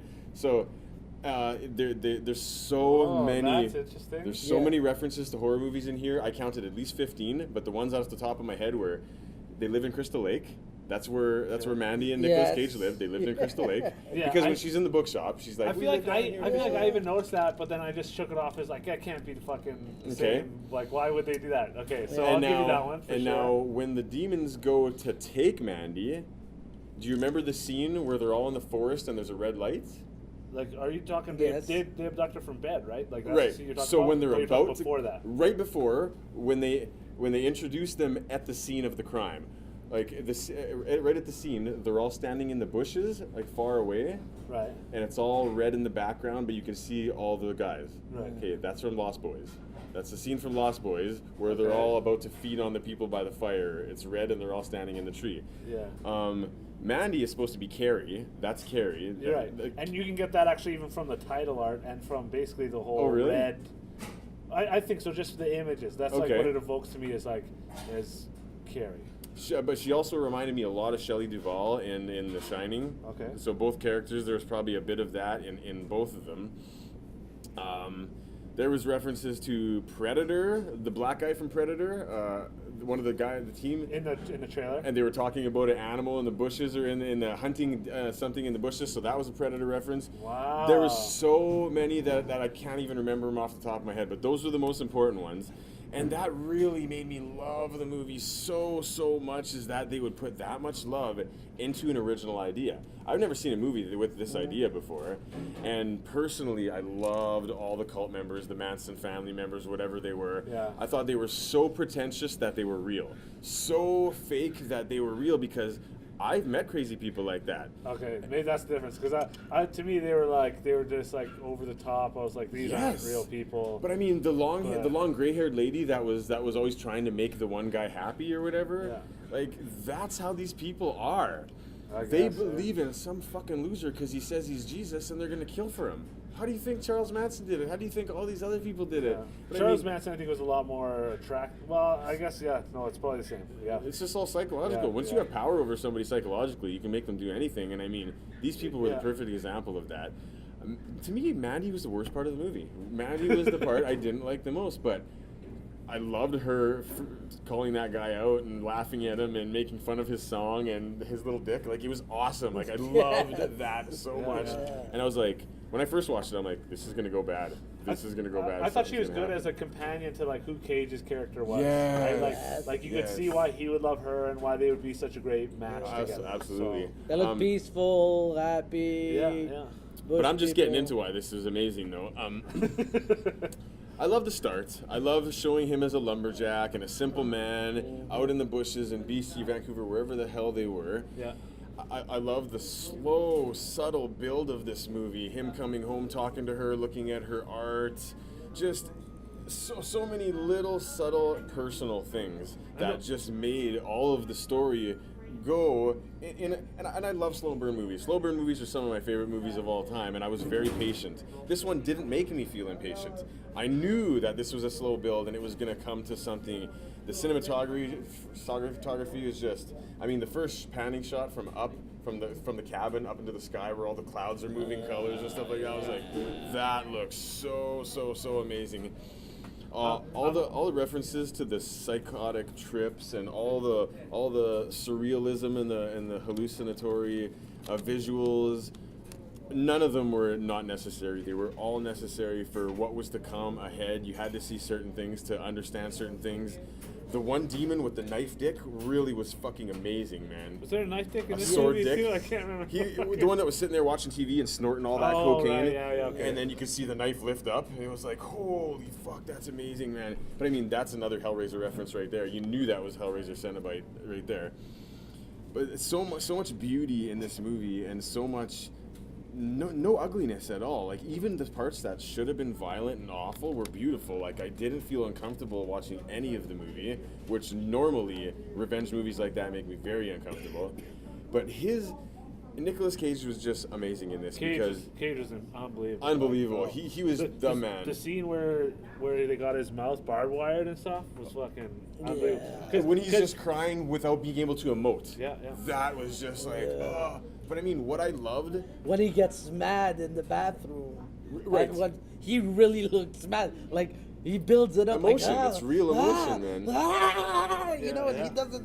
But that's what I was supposed to say. After that moment, he's stone cold the whole way. He never shows anger. He never shows emotion. He doesn't even smile or frown. After that moment, it's Terminator. Yeah.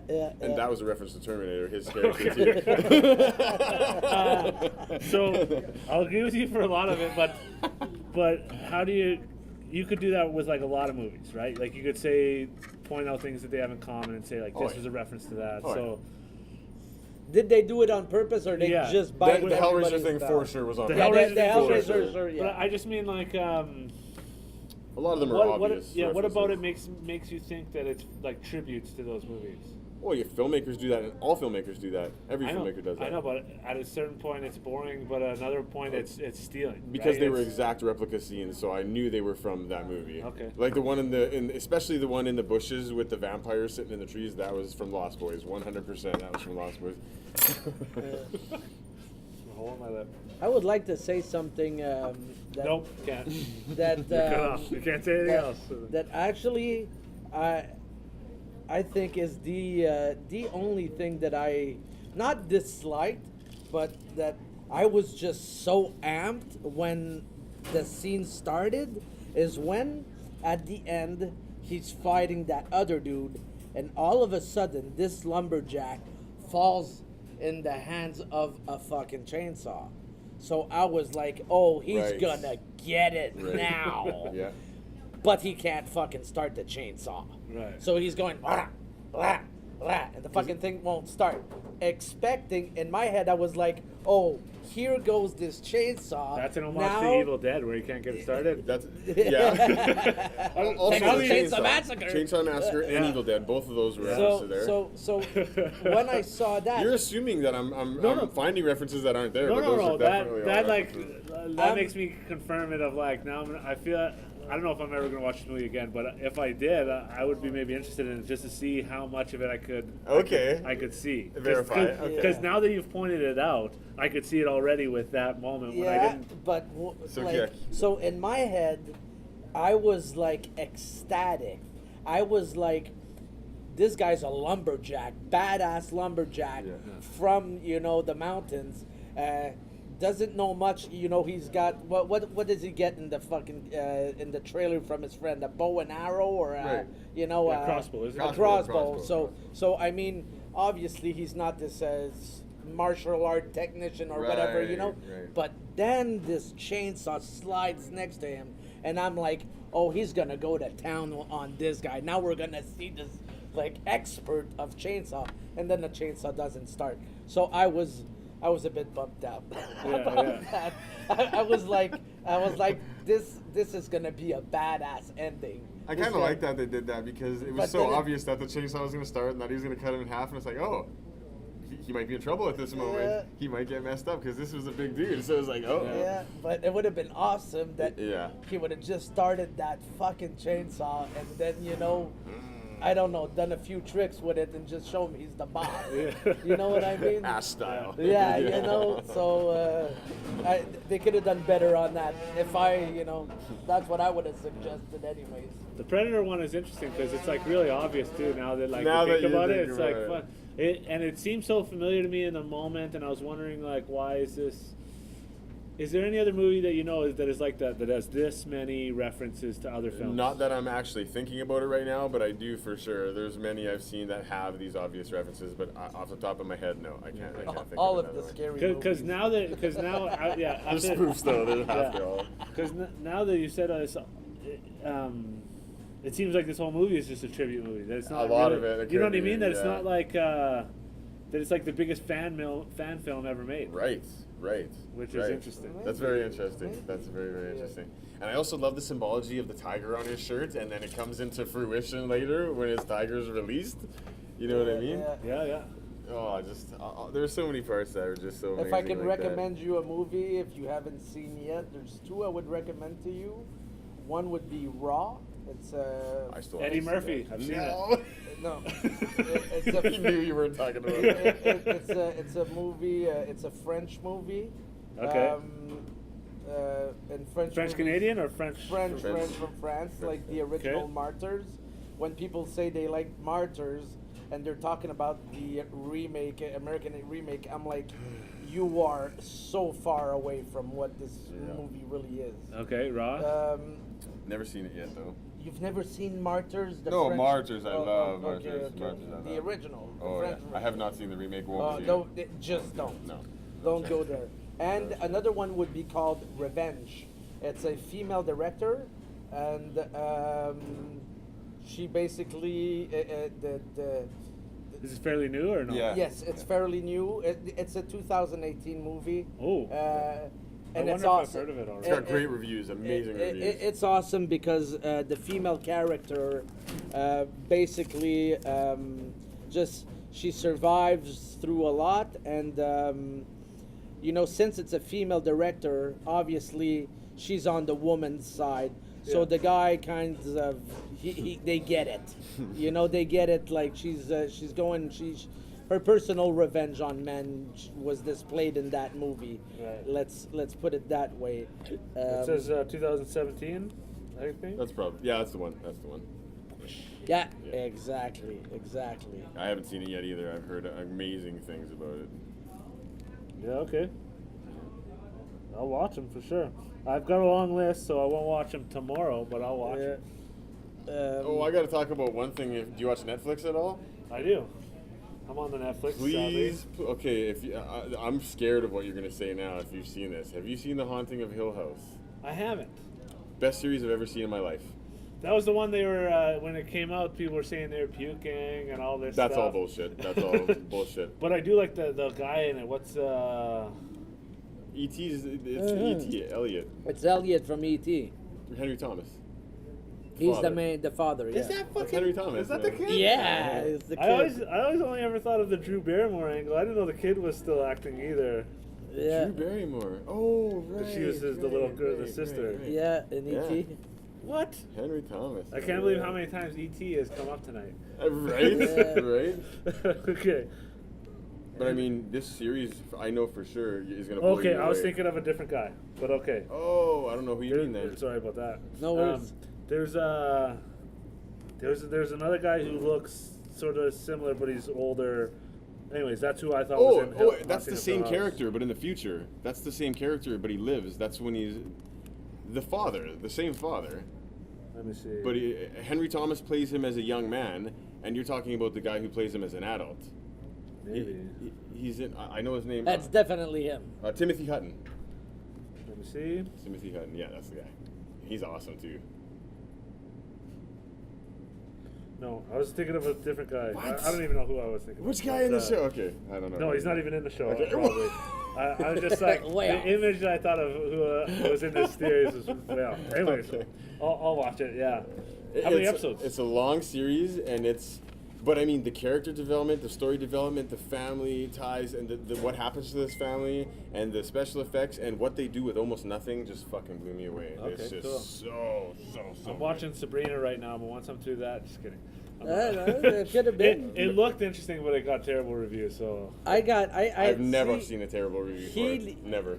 for Sabrina, Not a single it got terrible review. It got a bunch actually. I I haven't seen it, but I I've heard usually nothing but good. concur with everything JC says. I get along, like I watch his videos online all the time, and I'm usually always really on the same line, and I can tell I- all these horror movies that I've never I heard of that you haven't guys got have seen. past episode 2 of Haunted. And I understand why, though. And I after Why? I just lost I can't get into it. Oh, okay. I can't get into it, and he told me stick it up for another 2-3 episodes or If you whatever. don't like it by the third episode, you're not it's gonna like it's it. gonna build up. But what? But how can I not like it if it's so great? Like Man. everybody says, It's it's got all the these best references fucking It's thing. a very slow burn movie. It's a very slow Maybe burn that's- series, though. Very slow. Maybe that's what it is. Because, and I to me, don't that's know. one of its strengths. Because it waits so long to build the characters and get you to like them, and it gets you to be invested in what's going to happen to them.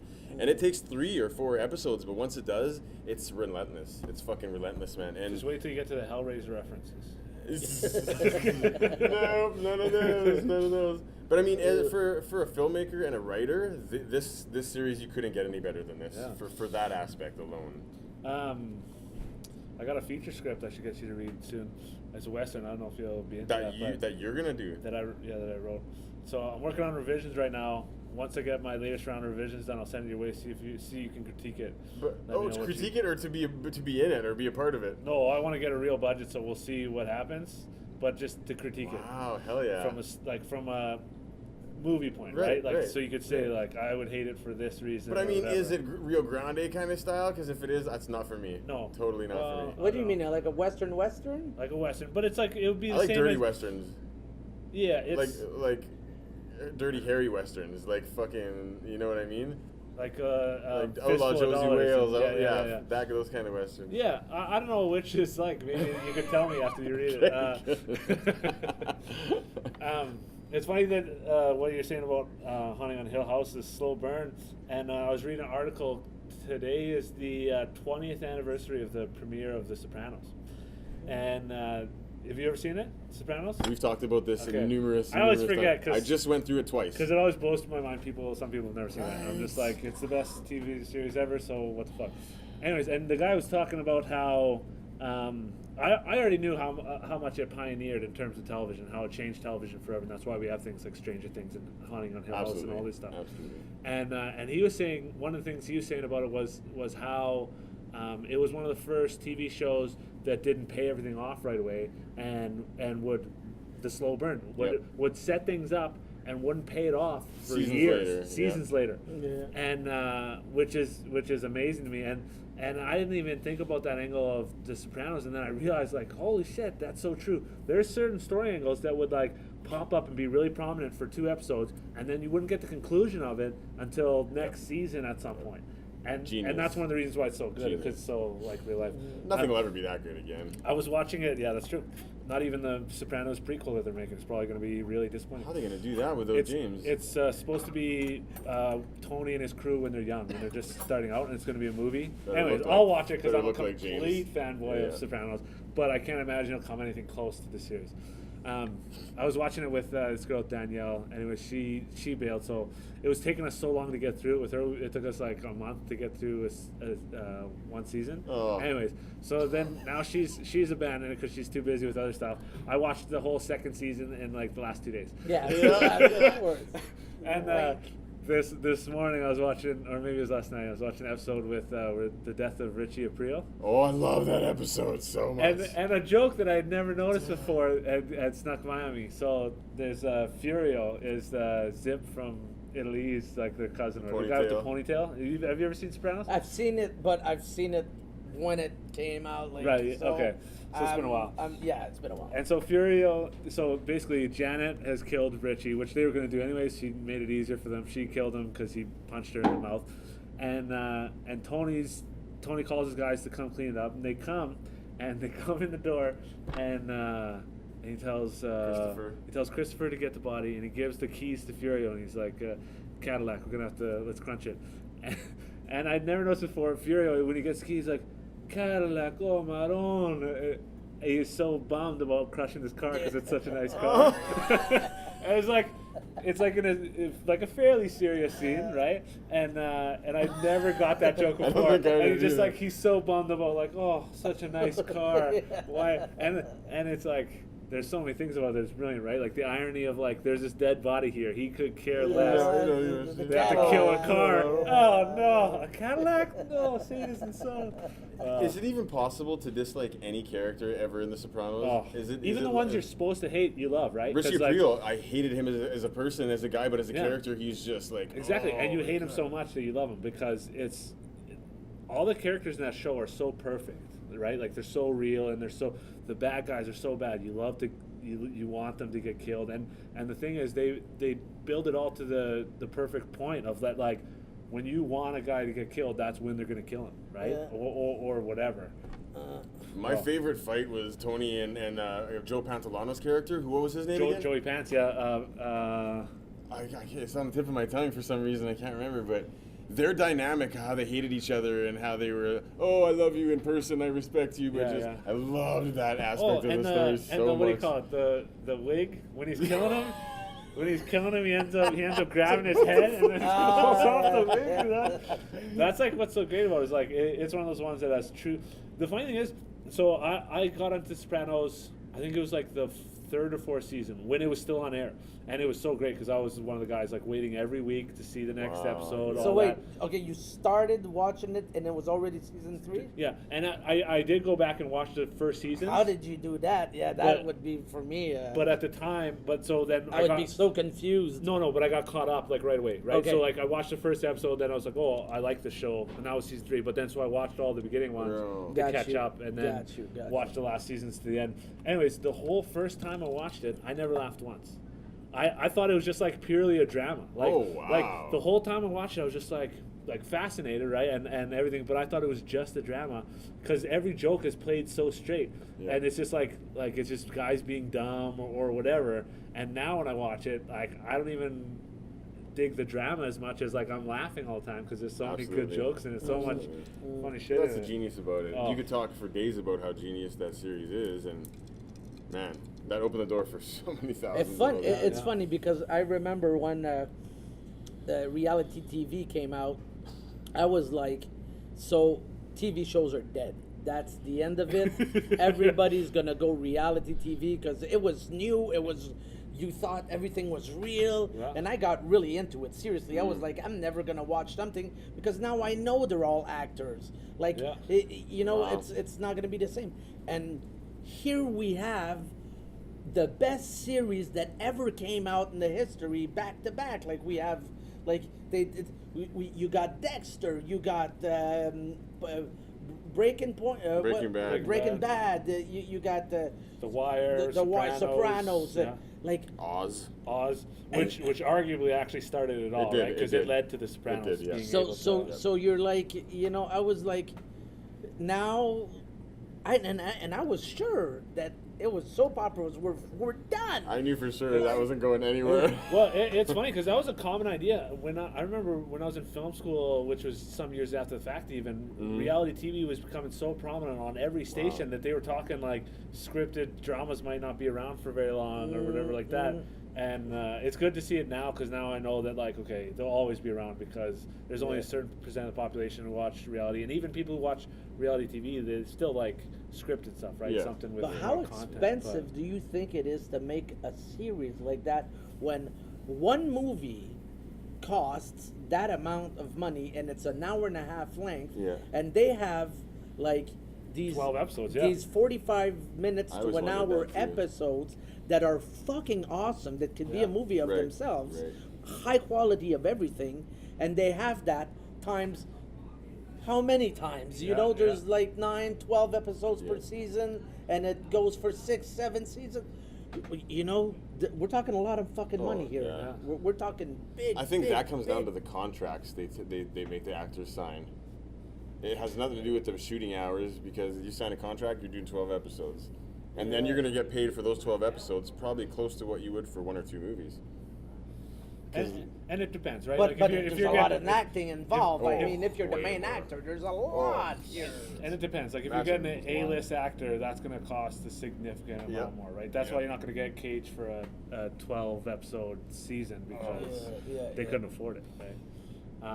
Anyways, thanks for being on the podcast, guys. It was great. And thank you, Cory. We'll have you on any other time. Like, it was fucking terrific. If you guys want to watch a good movie, a shout out, my memorable mention would be I Saw the Devil.